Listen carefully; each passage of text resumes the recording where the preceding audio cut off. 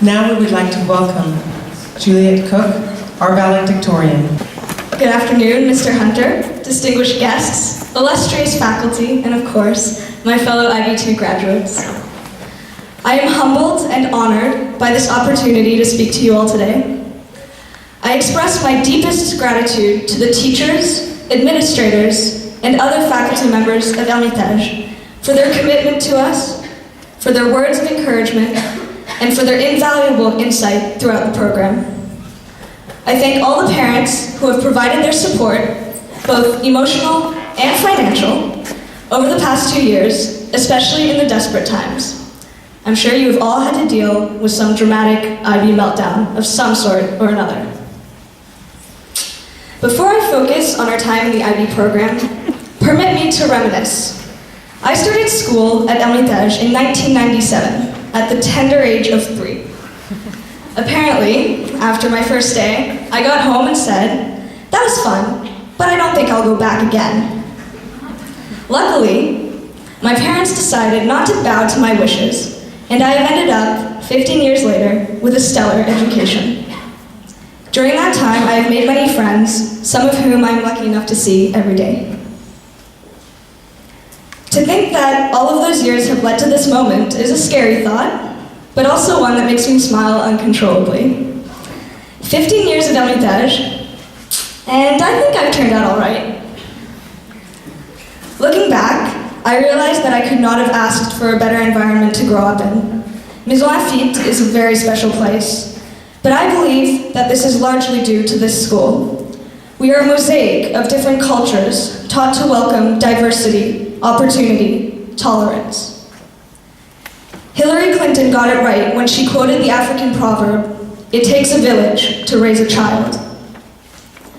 Hermitage is our village, filled with teachers, parents, siblings, and peers.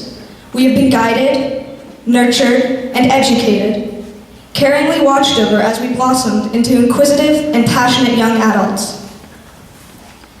On behalf of the IB2 student body, I would like to thank Mr. Hunter for his vision, for helping a small local school evolve into an IB world school with students from all corners of the globe. I thank him and his dedicated team for their unrelenting drive and their passionate commitment to offering a superb education to the students of this village. Our IB journey began in September 2010, when a small group of eager students met and broke the ice during an exciting week of museum visits and picnics. Immediately, we were given our first task, which has since been repeated a countless number of times, to learn the IB learner profile. Now, some in the audience may stare blankly at me, but I can see my fellow graduates nodding. Yes, I know the IB learner profile. When really you can only remember maybe 3 keywords. If it were not for writing this speech, I too would not be able to recall the full list. I always thought of it as a rather vague concept, more like an abstract IB force that governed our behavior. In reality, it is a simple list of 10 words that describe the characteristics of an exemplary IB student. No dark magic, not daunting at all. And while teachers may be appalled at the revelation that no student can actually recite the list, they should not be too quick to judge. Remember the December dinner where students organized a dinner to thank you for your hard work and support? The meal concluded with a quiz. There were some pretty hysterical and wildly fantastical answers. A true reflection of lack of knowledge? Or one too many glasses of wine and champagne? We will never know, but when asked who replaces the queen of the clownfish school after she dies, and Dr. Hearn responded, Freddie Mercury, well, you get the picture. In the end, the teachers failed miserably, but we students have successfully managed to fulfill the criteria. Mr. Grady certainly taught his students to be inquirers. Now, we do not mindlessly watch George Clooney's Nespresso commercials, but rather, we ask questions about why he is wearing black, or why the women stand where they do. Knowledgeable Madame de la Blanche holds an astounding amount of information on pretty much any topic you would care to broach with her.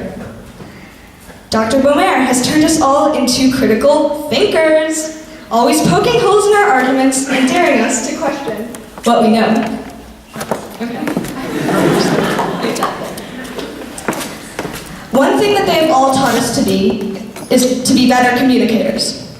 Miss Altman, the ultimate source, ensured that we remain open-minded when evaluating sources in the library.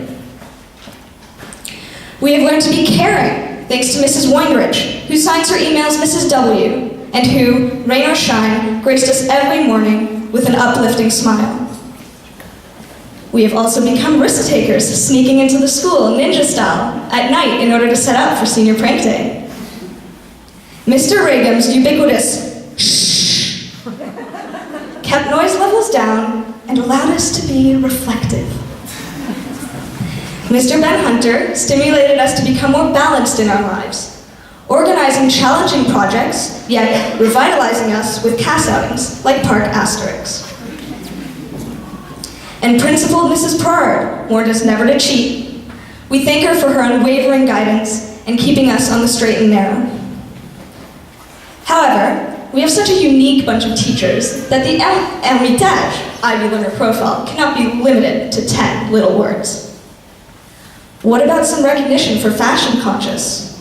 I'm thinking of Mr. Daniel and Mrs. Urquizo.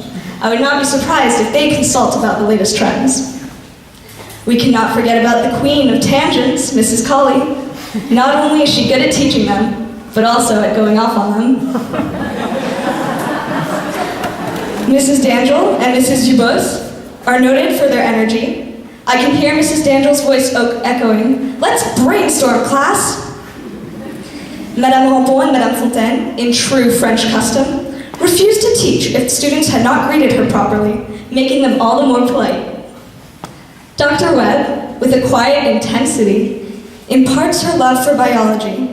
In fact, we all got a taste of being ecologists, scavenging around Maison Lafitte with our homemade quadrats. Madame Vercaine is known for proudly flaunting her cute babies around the school, always attracting a crowd. Dr. Bardin, a focused scientist, has proven that brains and beauty are a winning combination. Mrs. Memmi is always business-minded, but is known to throw in a few jokes every now and then. Miss Gardner, a pusher of limits, has shown us that we are capable of things that even we did not know we were capable of.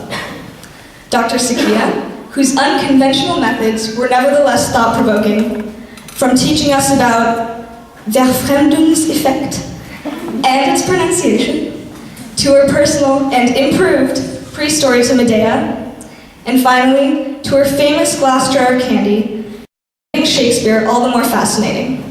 Or do I mean tolerable? And finally, Mrs. Katie Regan-Hunter, with her boundless enthusiasm, drove the yearbook and helped to orchestrate this glorious ceremony. I challenge you to learn that learner profile. There are many moments that have colored our IB adventure, and on a personal note, I would like to thank my fellow classmates for helping to make my last 2 years of school so memorable.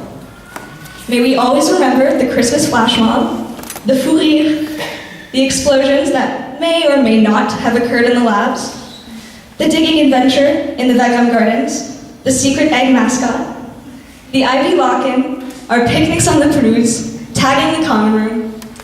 I cherish them all. It has been a wonderful time, full of drama, love, and laughter, and I am proud to be standing here in front of you. It is often said that we may not all be destined for greatness, but we are all great. It is time for us to forge our own and unique, exciting paths. Dr. Seuss said it best.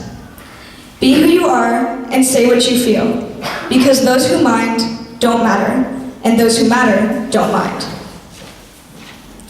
We must leave our village. We must go out and fend for ourselves in the real world. We must embrace the future.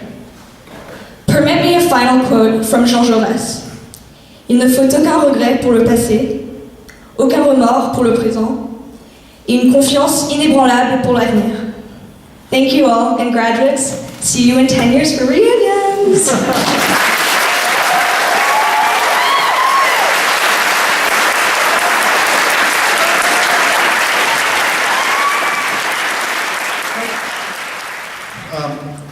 We don't need to be Sigmund Freud to know what the chasm means.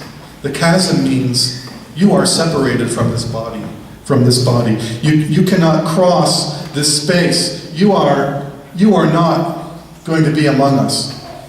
And at that moment, I wanted to describe what that chasm really was like, and I thought, imagine the scene from Lord of the Rings in the mines when Gandalf yells to that fiery horned beast, "You shall not pass." He takes his. that's what it felt like. You shall not pass. Although I like Gandalf. So you get the picture. My passive self performed the audition with such intensity that I felt the music in my fingers, while my active director's self, this would be the conscious self, involving itself in the dream, commanded a work crew which suddenly appeared from the wings, carrying tools, hammers, large spans of wood, and set about building a bridge. I continued my performance over the sounds of sawing and hammering. Literally, I was playing, and I wanted to tell them, actually, quiet guys, I'm trying to play my audition here. And as I played the final chords, at that very moment, the bridge was finished. At which point, the most fearsome-looking member of the first violins walked halfway across the bridge, took his hand in mine, and met me with a feeling of welcome. And at that moment that our hands touched, literally like this at the moment, my alarm clock rang. I woke up, and I had a trance of indomitable confidence. And from that point forward, I experienced the calm of knowing that day was mine. And this is an absolutely true story. The least of us will have such a prophetic dream, but seen in a larger context, the dream was a freeing moment of decision and self-empowerment. Self-empowerment is the key to success.